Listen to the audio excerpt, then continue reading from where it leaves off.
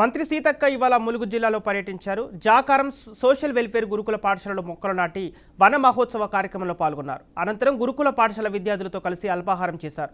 భోజన వసతులు, పాఠశాలలోని సౌకర్యాలు, సమస్యల గురించి విద్యార్థులను అడిగి తెలుసుకున్నారు.